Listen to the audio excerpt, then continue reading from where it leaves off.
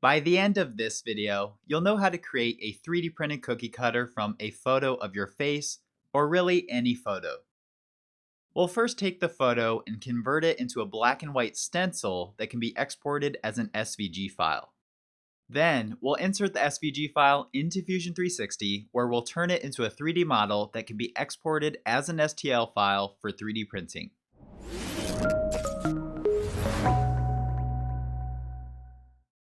Hey there, it's Kevin Kennedy, and welcome to episode number 4 of Practical Prints.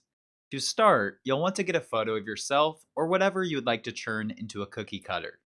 Now, this will work best if the subject is looking directly at the camera. You'll also want to have a solid background, which will help the conversion work better. Now, there are several ways that you can convert the photo into a black and white stencil. Normally, I would use the image threshold feature of Adobe Photoshop. However, because many of you don't have access to Adobe products, I'm going to show you how to do this with a free online converter. I've placed the link to the online converter on this tutorial's resource page, as well as instructions on how to use Photoshop or Illustrator if you do have access. You can check them out at productdesignonline.com/p4. That's productdesignonline.com/p as in printer and the number 4. There are several free online converters, but I found that photo2stencil.com works well for this workflow. We need a converter that will take a photo and turn it into a stencil, as well as the ability to download as an SVG file type. If you're not familiar, SVG stands for Scalable Vector Graphics, and it's a file type that can be scaled without losing quality as JPEG photos do. Now we can insert SVG files into Fusion 360, and the lines will then be converted to sketch geometry that we can turn into 3D objects. Upon landing on the website, we'll first need to upload our photo. I'm going to select the JPEG photo of my head. It's important to point out their note at the bottom that says the photo quality does not matter, as they're going to shrink it anyway, so you don't need a super high resolution photo. Notice after uploading the photo, we're given several stencil options to choose from. Each version also lets you choose from a single stencil or a 3-layer stencil. In this tutorial, we're going to use 2 different stencil downloads. First, I'm going to download the very bottom option, and I'll select the single stencil option. We'll use this as the outline of the cookie cutter. In other words, it will represent the final shape of the cookie.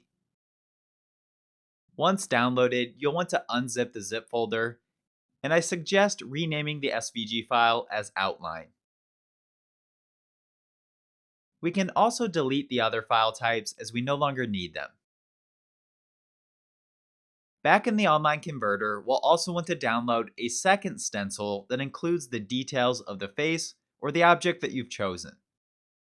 Looking at the different options, I prefer the third one as it shows my smile better than the ones before it, and the ones after it start to lose more detail. Ultimately, you'll have to decide based on what details you want to appear on the cookie. I'm also going to download the 3-layered stencil for this one by choosing the corresponding download SVG. I'll unzip this folder, and I'll rename the SVG file detail before deleting the other downloads. We're now ready to turn these SVG files into 3D models using Fusion 360. First, we'll create a new component for the outline. Now this component is going to group the sketches and bodies for the outline of the cookie cutter. The other reason I'm having you create this as its own component is so you can print the outside cutter as an individual 3D print should you choose to do so. Now some prefer to have the cookie cutter one print and the cookie embosser as a separate print. This takes away the need for having a very specific dough thickness. However, you can always print them together by exporting the top level component, which is what I ended up doing. We'll discuss the dough thickness when we create the details in case you want to print them as one piece. Now I'm going to create a reference line before we insert the SVG. I'll hit the keyboard shortcut letter L as in Lima to activate the line tool. Select the XY origin plane as the plane to sketch on, and I'll hit the construction option in the sketch palette. We're going to create a construction line from the origin point running straight up. For the distance, you'll want to make this the height of your desired cookie cutter. For my cookie cutter, I'm going to make the height 9 centimeters, and then I'll hit the escape key to clear all commands. We can now insert our SVG outline file. From the Insert drop-down menu, select Insert SVG. Select the outline SVG file from your computer and select Open. You'll want to click and drag the freeform square in the middle to align the top of the head with the top of our reference line. This way, we can drag the scaling corner to shrink the image to the approximate size. Now, if you do have access to a graphics program, then I would suggest sizing your photo to the desired size ahead of time. This will omit the need to scale it in Fusion 360. Once it's set to the desired size, we can click OK. At this point, we'll want to offset the outline so we can create the thickness for the cookie cutter. However, one issue that you'll often face with this workflow is that imported SVG files often contain a large number of spline points. Consequently, too many spline points can cause Fusion 360 to crash. You can try to use the offset command with the keyboard shortcut letter O as in Oscar. However, if your photo conversion is like mine and you see hundreds of spline points, then you'll likely crash Fusion 360. If you can use Photoshop or Illustrator, then you can avoid this issue by cleaning up the file beforehand. I'll have more notes about that on my website. Instead, we'll need to use the Fit Point Spline tool to recreate the outer shape using Fusion 360's native geometry. Activate the Fit Point Spline and simply click and place spline points at each change of direction and follow the path around your model. You may also find it helpful to turn off your sketch grid so it's not wanting to snap to the grid points. Make sure you also have the construction option turned off. I'm going to create spline points all the way around, and I'm going to speed up this video so you don't have to watch me do this, as it'll take about 2 or 3 minutes. Once you get all the way around the shape, you'll want to make sure that you click at the starting point, ensuring we have a closed profile. You can then hit the escape key to clear the spline command. I'll now reactivate the offset command with the keyboard shortcut letter O, and I'll select the spline geometry. I'll use an offset distance of 2 millimeters, which will be the width of the cutter. Once we click OK, we'll have our closed profile shape that we can extrude. I'll activate the extrude command and select the profile. I'll extrude this up 0.9 centimeters. Generally, you'll find cookie cutters are between 0.8 and 1.2 centimeters in height. Ultimately, depending on their shape and how they were manufactured. Now that we have our outline complete, we'll need to create a second component for the details of the embosser. I'll right-click on the top-level component and select New Component. I'll also rename this one Embosser. We're now ready to insert our SVG file named Details, which will help us create the facial features. Once again, select the Insert dropdown, find Insert SVG, and select the folder to choose the SVG file. After clicking Open, you'll see that we also need to define the plane to sketch on. Now the embosser needs to be raised from the surface, so we'll select the top surface of our outline so we can extrude towards the bottom or the table surface. You'll also notice that because I chose the 3-layered stencil, I have all 3 layers in this file.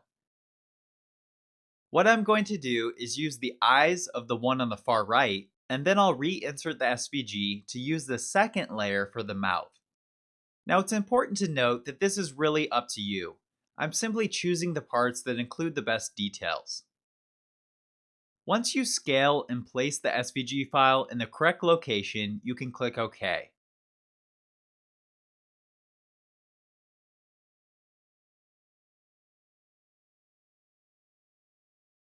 Another important thing to note, you may have noticed that after we insert SVG files, the sketch geometry turned green. This is because Fusion 360 automatically locks the SVG file, assuming that you moved it into position before placing it.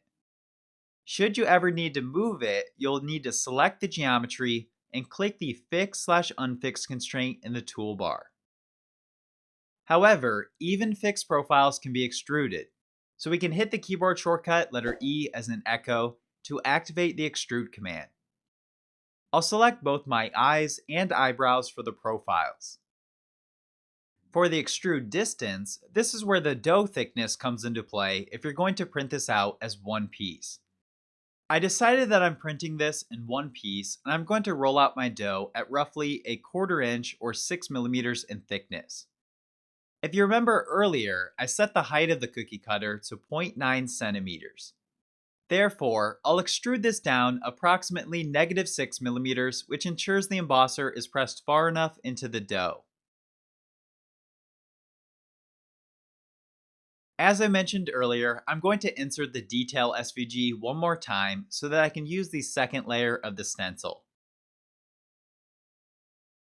After positioning this layer, I'll use it to create my hairline, the ear details, and my mouth. Remember, if you're not happy with any of the details or have issues with the SVG being too complex, then you can always recreate them using Fusion 360's native sketch geometry. For now, I'm going to extrude the details that make up my mouth and my right ear, and then I'll recreate the hairline and left ear with the spline command. After activating extrude and selecting all the profiles, I'll extrude them to the same distance of -6.35 millimeters. I'm going to create a new sketch on the top surface so I don't have to worry about selecting the SVG when I go to extrude. However, I do still want to reference the SVG, so I'll have to turn the second sketch back on in the browser.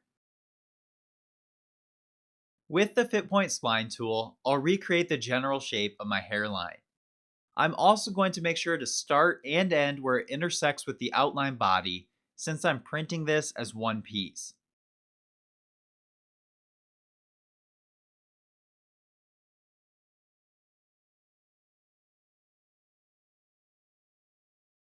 After drawing out the spline, I'm going to use the offset command to offset this 1.5 millimeters.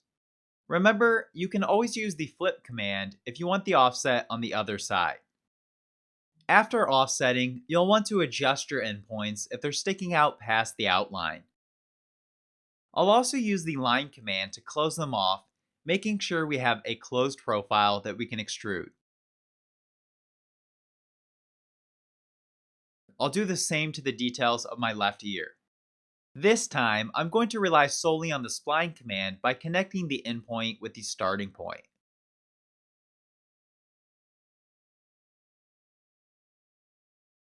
Now that both shapes are complete, I'll hide the second sketch so I don't select anything from that, and then I'll extrude these profiles -6.35 millimeters. Last but not least, before we can 3D print this, we'll need to connect all of the details so they're not floating on their own. Now the easiest way to do this is to create 2-point rectangles running from edge to edge, making sure to overlap all the parts. I'll hit the keyboard shortcut letter R as in Romeo to activate the 2-point rectangle. Then I'm going to select the top surface as the plane to sketch on. I've found that creating 3mm wide rectangles that stretch from edge to edge work well when holding all the details together. Now I'll first create 2 rectangles horizontally, making sure they overlap with my eye details.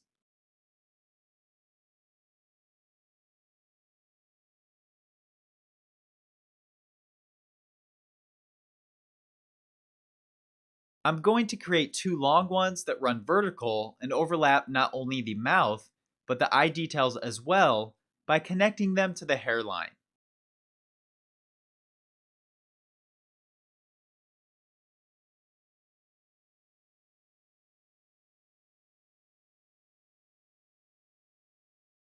Lastly, I'll also add a 5th connection that's a bit wider than 3mm, which holds together the middle details of my mouth.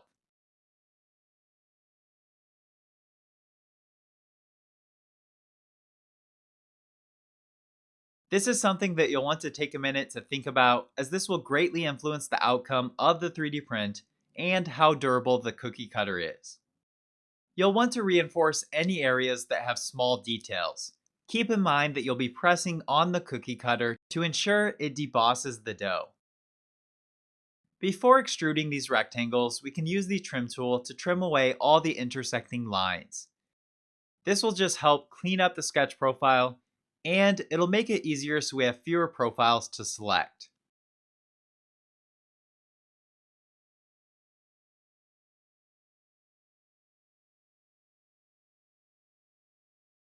After trimming the lines away, I'll activate the extrude command and I'll extrude this down 3 millimeters, ensuring these shapes don't affect the depth of the details.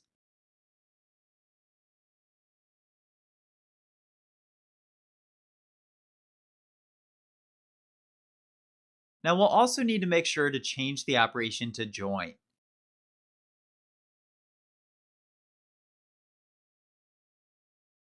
One other thing to consider, you may want to reactivate the outline component to add a ledge.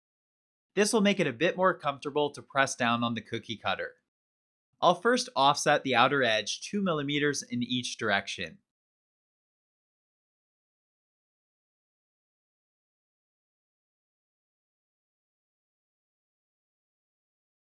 I'll then extrude all 3 profiles down 3 millimeters, matching the thickness of the rectangle connections.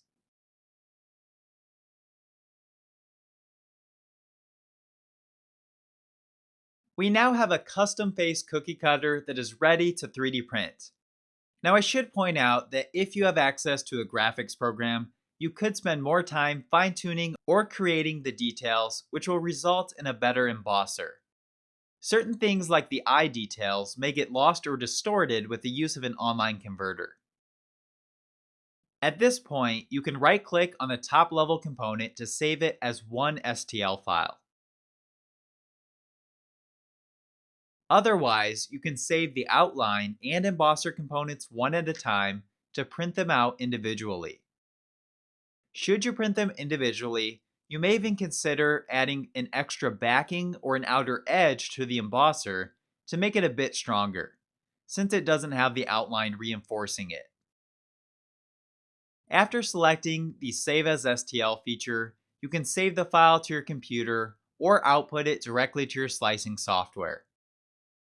Last but not least, I want to give a shout out to those who supported the channel over the last week by joining my Patreon or by contributing to my Buy Me a Coffee page. Special thanks to the new patrons Stephen Litt and Scott Santana. And thanks again to those who bought me coffee: Anonymous, Chris Weilander, GRN South, Philip Jong, and Perry Friesen. I hope you've enjoyed episode number 4 of Practical Prints. Be sure to subscribe if you're not already, click the thumbs up icon if you learned something in this video, and click on that playlist in the lower right hand corner to view the rest of the series.